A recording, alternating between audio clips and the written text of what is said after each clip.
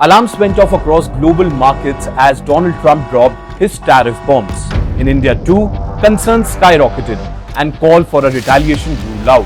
However, why would India do that? The sweet balance of power, in fact, is on New Delhi's side. Trump's tariff will hit American citizens, and India's measured response revealed pragmatism over narrow short-term gains. Whether it is refusing to open up key industries to America or buying Russian oil, the soft signal is very clear.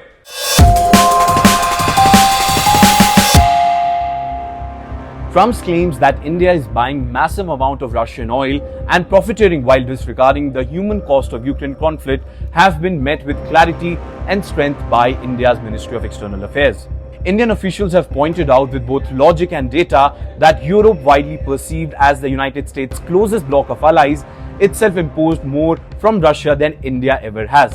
It is important for Trump to remember that it was the United States that itself had encouraged India's purchase from Russia to help stabilize global energy markets following the Russia-Ukraine conflict, when Europe abruptly sought new sources of energy. In fact, to shift the narrative now and single out India reflects double standards that cannot withstand scrutiny. In fact, the MEA statement very categorically says that the targeting of India is unjustified and unreasonable, emphasizing that India will take all necessary steps to safeguard its national interest and economic security.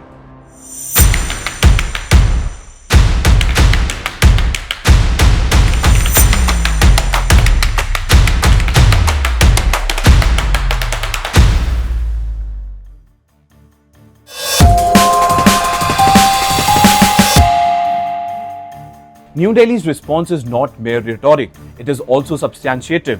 In the wake of 25% blanket tariff on Indian goods, higher than on similar products from competitors like Pakistan, Vietnam and Bangladesh, the Modi government has urged exporters to double down on building and marketing homegrown brands. Their aim is to create resilience and independence from the volatility of foreign policy whims, seeking to lessen the impact of outside economic coercion by fostering self-reliant growth. In fact, India's actions are not framed as retaliatory anti-American posture, but as a mature insistence on equal treatment, fairness, and adherence to the law of the global commerce.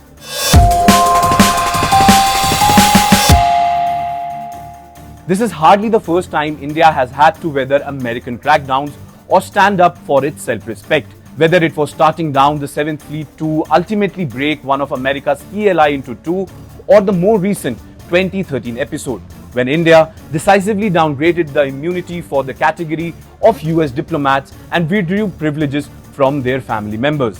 In fact, this is hardly the first time India has had to weather American crackdowns or stand up for its self-respect.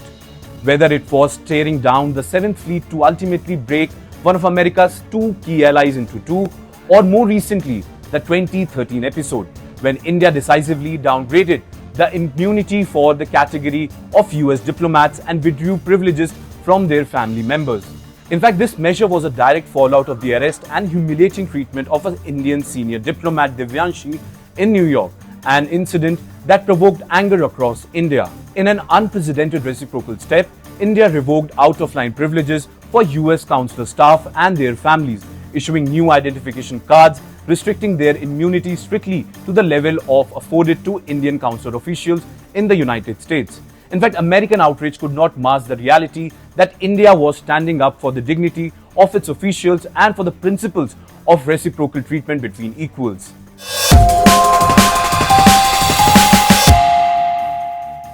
India's history is replete with instances where India has resisted attempts to bullied or reduced to the status of a pliable client.